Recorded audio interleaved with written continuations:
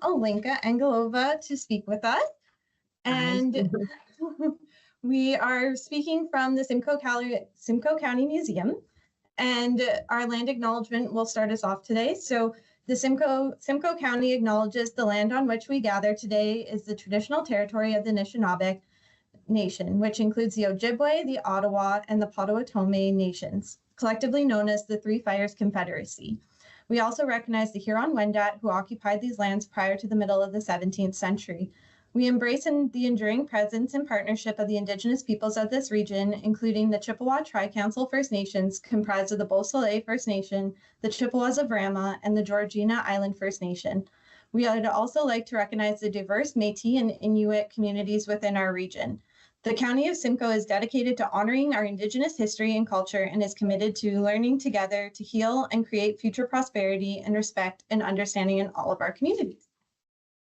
All right, so without further ado, today we are speaking with Alenka. Alenka is a distinguished writer, director, producer, and entrepreneur from Barrie, Ontario. Renowned for her impactful work in original musical theatre as the founder of Infinity Arts Production, she has dedicated her career to bringing powerful stories to the stage, including her latest musical production, The Lost Heroes of Oro, which will be showcased at the historic Elgin and Winter Garden Theatres from February 6th to 8th this year in Toronto. A passionate wife and mother of four, Alenka combines her creative vision and dedication to the community with an ambitious goal to see her productions reach the stages of Broadway. So today, Alenka is here to join us to chat about her musical, The Lost Heroes of Oro. So without further ado, we will get into our interview. All right. So, Alenka, can you share the moment or experience that made you realize you wanted to bring historical voices to life through historic storytelling? Well, I didn't come up with it on my own, like deciding to write about history, because I'll be very honest, in high school, I actually hated history. That was one of my least favorite subjects, which I'm happy that I decided to do now because I've never liked history until now, right? So what happened is that there was a company in Barrie, Theatre by the Bay. They asked me if, I guess because I was one of the only Black writers in Barrie or in Simcoe. So they came and asked me if I could write a story on the African Methodist Episcopal Church. Episcopal Church. Okay, and of course that's when I researched and found out it was the last stop to the Underground Railroad, and I was like, oh my God. One thing I definitely always said I would never write about is slavery, Holocaust, or child abuse. So those things, cause I'm a very really uppity, Mary Poppins kind of girl, right? I like everything to be happy. I know there's, in my shows, there's a little bit of drama, but that scared me a little bit. But then when I was asked to do it, I kind of looked at it as a challenge for me. I said, Alenka, I like to touch on every subject. I'd like to write about almost anything. So when they asked me to write it, I said, Alenka, let's just take this challenge. And I wanted to figure out how I can make such a dark time in our Canadian history be beautiful.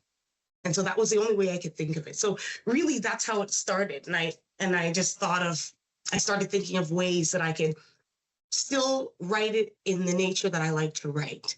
And so that was a challenge for me. And as I started researching, oh my gosh, and I found out that, Richard Pierpoint was connected there. And I started reading about his story. Honestly, I have never been so interested in history before. And the main thing is about him really wanting to go home after he was here for so many years. Just the story of it really pained me, right? And so that's why I needed the voices to be heard. I needed that to be heard for sure. So I don't want to ramble too much. So that's really how it started, and that's what it's about.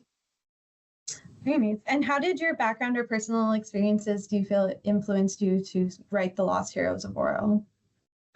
Well, I think I want to talk about my background, of course, writing and directing. I do like to write stories that really impact the audience in a positive way. So that also background in my musical background, I love writing music, and I really feel like music. I know they asked me to write a play initially, and I said, well, it has to be a musical. Because for some reason, for me, music really brings out the emotion in people. It also brings out in the characters as well, and it touches and it helps to, whatever theme I'm trying to get across, it always helps to build that story for me. So I brought my musical background, of course, my writing skills as well. I don't really have any like connection that I know of course, to like the ancestors there, but from that, that's pretty much what I brought. I brought my gifts, I brought my talent. Yeah. All right, one sec here. Muting participants. There we go. Okay. So, yeah. All right. So, and with your, can you walk us through your research process and for that historical period in time, and then how you ensured like the musical's accuracy for the? Well, yeah. So, oh, sorry. Yeah. Oh. So what I did, I know I went on Amazon and I did buy a book on Richard Pierpoint.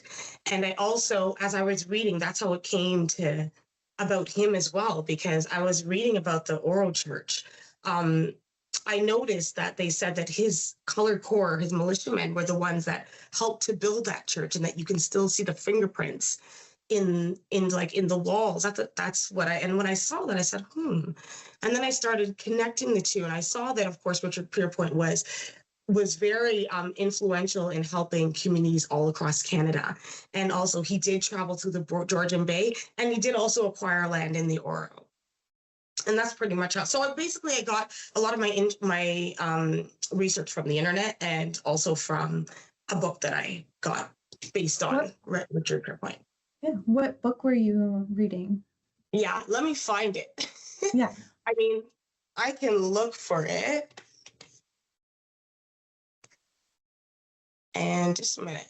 I'm just gonna look through. I was thinking of that too. I was like, let me find the book. I'm just wondering if it's the one I'm also thinking of. It's called To Stand and Fight Together, Richard Pierpoint and the Color Corps in the Upper Canada. Yeah. Oh, cool. Yeah. I was thinking of A Stolen Life by Peter Myler. So yeah, because that also features Richard Pierpoint. Yeah. So, and what surprising or unexpected things did you discover while you were working on the Lost Heroes of Oro? Was there anything that jumped out at you during your research? There was a few things. Like in school, we learn certain things, right? When we learn about the Black history, I didn't know. Now, this is just, I'm sure other people know, but I didn't know. I didn't know that initially when they took the Black slaves, the Black people in Africa, they weren't taking them just because, you're Black and we want to make you slaves. That wasn't the initial reason. The initial reason was because at first they had the Europeans as slaves, but the problem was that they kept dying out through sickness, through cold, like they couldn't travel the long distance, and the majority of them would just die out. And what they found was the Blacks from Africa, they could withstand all that. So that is the reason why they started focusing on mainly Blacks to be slaves, because they could withstand all of that. Most of them, of course. I'm not saying that they're stronger necessarily, but for some reason they were not dying. So initially, that is why they captured the Blacks. Oh. Yeah, and when they got to America, I think that's where like the whole racism started, right? Mm-hmm. Also, what jumped out is that I couldn't understand. I didn't know that after everything that people did, like that, what they did and building their communities, just to go home was such an issue. Like, I just found that so disheartening. You know what I mean? Like, after everything he did in Canada, they still didn't want to let him go back home. And I don't know, I just found it really surprising after everything. Like, how cold can someone be, you know? Yeah. So you're realizing that connection that to your homeland was severed even further, even though you were now free. And also, sorry, I did not know, of course, I didn't know that, of course, the church was that last stop to slavery, to the Underground Railroad. Because I was here in Barrie since 1996, and I've never learned about anything like that. It was actually my husband that told me about that church just a few weeks before I was approached about the musical, about the show. Yeah. Mhm. Wow. And how did you balance the historical accuracy with being creative in that process? Because a musical is so like it's a short period of time and you have to get No, so creative you with know it. what I did? So majority of the show, of course, when people do stories that are based on true stories, they got to add in little things that Yeah. might have happened, that most likely could have happened. Mhm. So the majority of my story, if anyone comes to watch it and watch the musical and listen to what Richard Pierpoint's saying or what the girls are saying when they're inside the church, it's all factual. And like what I had to do is that I had to figure out what happened in between those times. I gave him some friends that he spoke with when he was in America, whatever. There must have been someone he was speaking with, you know what I mean? Yeah. I like incorporated stuff like that. For example, also, I don't think people will get this in the audience. I think when I revamp the show, I'll try to figure out a way. But he always used to throw up a stone in the air and catch it every time he tell a story. People wonder why is he doing that, but that was actually a factual thing that he actually did. Oh. So stuff like that. Like, I mean, when I have things like as well, with the color core helping to build that church, I had to kind of put it in a lot of that stuff in monologues. Like even when they all got land, they were granted land in different Oh, places in Canada. I kind of I had to think you just incorporate that. froze there for a minute. Oh, There you are. Oh, oh, yeah, sorry, sorry. you just froze for a minute. Sorry. Sorry. Yeah, when I talked about them getting land and stuff, I had to kind of incorporate that into monologues. Am I freezing again? Am I okay? Okay. No, you're good. Okay. No, like yeah, so I had to put like a lot of the story sorry. I'm sorry repeating myself again. A lot of the story I had to put like into a monologue because it was just a lot of information. So what I did, I incorporated that monologue with music just so it could still be enjoyable while learning. Because there are going to be people like me in the audience that are just like, oh, history, right? So I have to find a way, yeah, to keep it as accurate as possible while still making it entertaining, I guess, or, interesting. Yeah. Yeah, and I find, and I don't know, like you probably find this too, but music I always find adds that additional level of like emotional impact. So I Yeah. feel like you're just drawing in people and then it just like really sinks in when the music hits and you get the drama and like the actual like really hardcore part of that speech and then it moves through. Yeah. So I get it. Like musical is definitely a great form to use when you're trying to really like hit home a point, especially on the emotion level. Definitely. So can you share any specific like discoveries that might have influenced any developments of the musical? Like, was there anything that you like found that you were like, oh, I have to go this direction on this now, or the initial pathway I thought I was leading, I might have like, Yeah. was there anything that just diverted your attentions? You mean like any like alterations I had to make before I put it? Yeah, like if when you were researching and you thought through like Mhm. the story was going to go that way, but really you found Oh. something else and then it went off in another direction. Yeah, actually, let me think about it. I'm trying to think. Yeah, so there's a part in the story where I used to, first of all, I had to cut it down because they were in America just too long. So I kept having to Mhm. like, make it shorter, just a little bit more time in Canada because we are in Canada. Yeah. But there's a part in the story where I didn't, because as I was reading, I just had them coming to Canada and they started building. Yes, they got the land and it was great. But then what I didn't know, which kind of put a stump in there, is that in that time, that a lot of people don't know as well, they were still selling slaves and there were still some slaves in Canada. So that's when my story took a little bit of a turn because I wanted to also show that as well. That even though I know Canada is big, great, and beautiful and everything, but I still wanted to show the truth as well. So when they came over here, when they kind of came through the Underground Railroad, yes, they had their freedom, but there were also other Blacks that didn't have their freedom. So that's kind of a little bump in my story that I had to kind of rearrange things because I really wanted to add that. Yeah. Yeah, that's fair. That's very impactful. Like it's something that Mhm. everyone should be learning and should know. Yeah. Yeah. Did you face any aspects like what scene did you find was the most hard to adapt from historical record to the musical on stage? Hmm. What scene? Well, I think it's when now there was a time that I was reading as well where they started building the Oro, or African Methodist Episcopal Church. It was it was in the 1800s, and for some reason they said they started the foundation and they didn't finish it at that time. It's only like years later when they went back and continued building. So that was a part where I wasn't sure what to do there. Like I wanted to know why. It didn't really say why. So I kind of like just, okay, what could have happened? Maybe there was a storm, which I put a storm in there. Maybe, you know what I mean? I just put like a natural possibility that could have happened. Yeah, I think that's what your question was, wasn't it? Yeah, that was exactly it. That was perfect. Thank you. Alrighty. So who were some of your biggest musical influences, and in which way did they shape the creation of the Lost Heroes of Oro? My musical influences. I would say my two brothers and myself.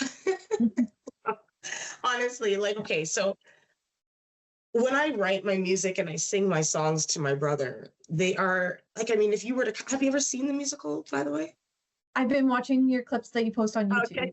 Yeah. Now, if you come and you see and you watch the show, you're gonna find, and I'm not trying to toot my horn or anything, you're gonna find that the music is like completely original, because what I hear in my head, I don't really hear anywhere else, right? I do hear like a simulation of it. So if I can give an example, I'm trying to think of someone who sounds or has that kind of sound. Yeah. I would think maybe like, you know, the music from Tarzan. I don't remember who does that. Who does that music again? Is it? I don't remember. Maybe we could open that up to the guests I mean, here and we can see who. Yeah, that's it. Or even actually, you know, even The Lion King, like that kind of sound. So I guess it didn't really influence the way I, you know, I've been writing since I was like a child, and I've been hearing music since I was a child, and I know exactly how it's supposed to sound. But if you want to like give a comparison, that would be, those would be good comparisons. Yeah. So the more instrumental kind of bass, that's cool. Yeah. All right. So with the lyric writing process, can you give us an example of a lyric that was probably your favorite one to write for the musical? Oh my gosh, the song. Okay, the score has a lot of great songs. The first one I wrote was "Take Me Back to My Home," and I know I needed a little bit of like an African feel. One that I really love, though, I'll have to say two. So, Underground Railroad. It's called Underground Railroad, and they sing like, "Did you hear the Underground Railroad?" Right? And there's also "Hold On to My Soul." Those were two that I think were really impactful. It's like even the words and just even the melody, like the whole song. Like I wish we could put words on screens, because I know that when you watch a musical, you'll hear a little bit of the words, but you won't hear every single word. So I think the words and the music and the melody together, it's just those two are, It was the perfect coming together. Oh, yeah. And what were some of the key challenges you, how did you approach developing your character arcs to reflect both the historical significance and the needs of the story? So were there specific characters you had to focus on more than others in that respect? Well, I did focus a lot on Richard Pierpoint and what he could be like, you know, his whole character and everything. But I focused as well on the friends that he has. So the friends that will stay in the same bunker as him. So I tried to put like maybe I put 4 different personalities, but I still suited them in a way that, you know, when opposites attract, so they all complement each other. And I had to also think of course, their costume and the way they would speak. For example, some of them have a stronger African accent than Richard Pierpoint. He worked in the house. So I did try to get a character that could have that African accent, but not as strong, because as he worked in the house, I just assumed that his English would have gotten a little more, I won't say better, I'll say English will, get a little, closer to our dialect. and stuff. So that's, that. What else is there? Oh, and also the character of Master Billy. I had to think of someone who was Master Billy is like the slave owner, but not really the owner because Pierpoint was the owner.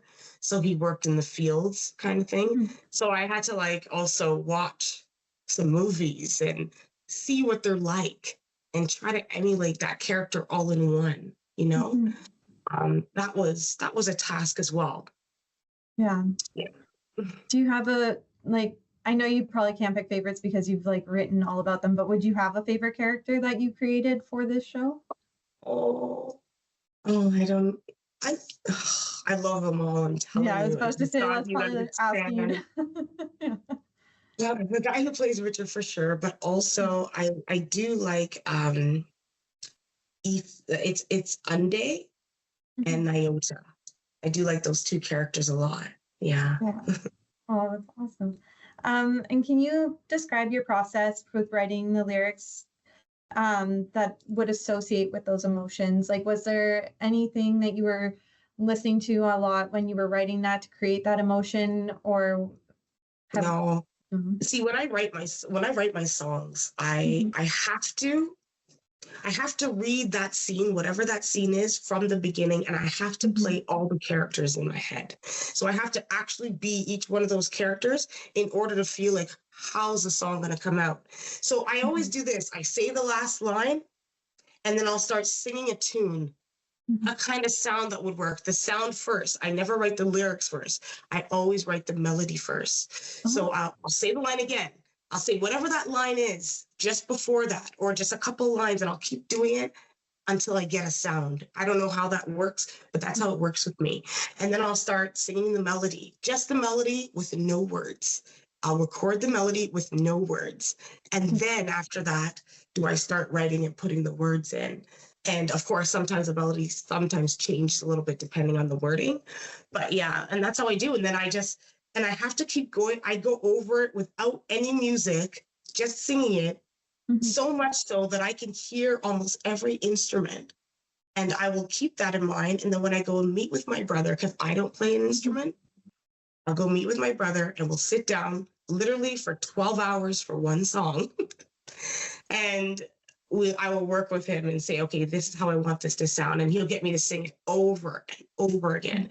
And he'll get a sound. I was like, oh, I like that. That's the one. And yeah, so we work together. That's how it happens every time. That's so nice that it was kind of like a family thing that you were doing together. It is. Yeah. And so how did you feel when you got to see the final production come all together? When you finally got to see everything on stage flowing as it should? It was, I can't, if I talk about it, I think I'll start crying. So when I first did it, of course, that was amazing. But definitely in 2024, when I did it, I went and did all the light. I'm really particular about everything, So I went and sat with the lighting guys because I know exactly how I wanted it to look. I got the choreography almost the way I wanted to look when I got a choreographer to do some of it. And I'd also give them ideas. But when I see it, then when I saw it on stage, it's like, I don't know, it doesn't even, it's not even about the money or anything, I haven't gained anything yet, but it's not even about that. It's just seeing the show. And then sometimes when I'm doing the show and I'm sitting in the booth and we're doing the show and I'll say to myself just before it, I'm like, well, is it really that good though, Linka? And then I'll watch it and when it starts and it's like, it just captivates me. And I know it's my own show, but it's really, really like amazing to see your work the way you imagine it on stage. Yeah. And then on top of that, everybody in the audience is seeing like the same thing. And they come and tell you everything that you felt while you were writing it. Yeah. So when I see it, oh, trust me. Yeah. It's your like whole heart magic. Will be laid out. Yeah. It's like magic. I'm telling you. And I can't say it enough. And I know I'm rambling, but no, people won't believe me until they see it. So even when we tried to pull teeth, get the school board last year and they missed it, then this year when they heard about it, the schools were like, asking me to do shows up here, which I did last week. We did a week of Georgian shows and they went really well. But then it's funny because the board still wasn't like fully endorsing it. They approved it, but they weren't. So they came, I guess members from the board came, and even some of them, I guess, said to another teacher, said, we apologize for not promoting this more. We didn't know how amazing it was until we saw it. So yeah, nice, well, that must have felt good. Yeah. And what message do you hope audience will feel or think about after experiencing the musical? What do you want them to take away? I want them to take away. Okay, I'll explain this. In this musical, I know I always put underlining messages. So this musical, I want everyone to, when they come to watch it, they have to look below the surface, because there are these hidden messages in this musical that every single person that's watching it, it can apply to their life in some sort of way. So everyone who's watching this musical, they will feel, I'm telling you, they will, no matter what, they will feel that in some way, shape, or form, it's applicable to them as well. And I don't know how, but I just know it does it. One thing I know is that you would think like I had someone say, oh, I don't want to see it because I don't want to see any slavery. It just makes me angry. But when you come, you're not going to feel angry. I want the audience to feel good, even though it's a dark time. And what I find is that even within the cast, it doesn't separate. It really brings everyone together. So instead you leave feeling divided or angry at the other race. That doesn't happen. You feel even more together after watching Lost Heroes of Oro. That's an amazing thing to bring all together and to finally get to see your vision on stage and know that people are going to leave feeling more connected. Do you have any future projects that you're going to be looking to undertake? Are there any other historical periods in time that you think that you might want to bring to the stage? It's funny that you say that, because now that I'm like on this history bug, I'm like, oh my gosh, I can do. I don't have anything in mind yet, but I'm sure something will come up. I'm convinced now, honestly, that I can write about anything, just anything. If I can tackle history, my worst subject, I can definitely. So I do have plans to do more historical productions, because I was so shocked at how many people actually like history. I actually honestly didn't have any idea how much people love history. So I'm in the minority when it comes to that. But look now you're creating this beautiful way for people to get to experience it that's engaging, and that they can leave not only having learned something, but to also feel that. So it's an amazing way to come full circle for that. For sure. Amazing. So that's it for my formulated questions. Is there anything else that you want to let our audience today know about the Lost Heroes of Oro before we open up for questions? Sure. Me or somebody else? Sorry. You tell us what you know. This is your show. All I know is that I want people to look at me as a Canadian writer, not just a Black Canadian writer. I want us to I always tell everyone, I've been saying this recently, I said, and I want to say it again, we are Canadian. I am Canadian, right? This is us. So we need to support each other, honestly. I see people flock to other companies that come into Canada, into Toronto, and they flock to their productions. But you know what? We have just as good as talent here. The shows that some of us can create are in the same caliber as any other show. And there's nothing wrong with going to other shows, but we also need to support each other. Then we can take our shows and go to other countries and they flock to us too. But that's all I want to say, is that just come out and support Lost Heroes, because it's about us. It's not just about me. It's about all of us. We need this message to get across, and we also need to show the world that we have this talent as well. Yes, that's more than fair. And so with that being said, for those in Simcoe County, will you be doing further shows up here after your run in Toronto next week? I don't know about this year. I don't know about this year, because Elgin is really kicking my. It's really I was like, you got the golden. Yeah, you got like a great theater downtown. So I know, and boy, is it ever hard to fill it. But I'm still believing. Yeah, but I do plan to do more productions of Lost Heroes of Oro soon. Like I do want to. I don't know if it'll be this year, 2025, but I mean, if the opportunity comes up, then sure, right? I know a lot of schools, like even in other areas and provinces, well, a province was asking about us bringing it there. Like if I get a way that I can do a tour with it, I definitely will do that. Yeah. Amazing. That's awesome. Well, thank you so much, Alinka. And now we'll open it up to the audience today. If anyone has any questions for Alinka, you can place them in the chat, or you can raise your hand and you can come off of mute.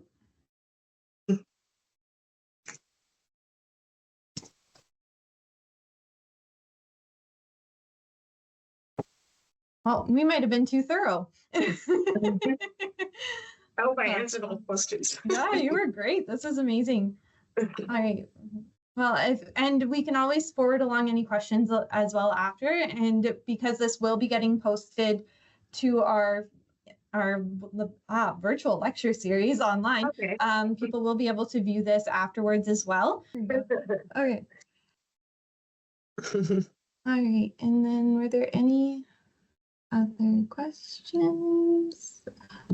All right. Oh, so we just have a thank you, Alinka, for sharing this today.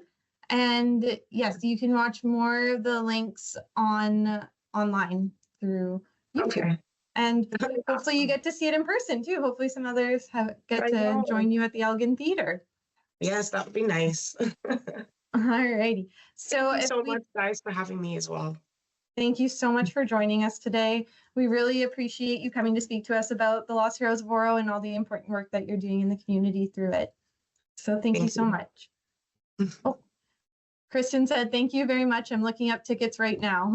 So yay. There you go. Perfect. Awesome. Thank you so much, everyone, for joining us. And we hope that you have a great day. Great. All right. Take care. Bye. Bye.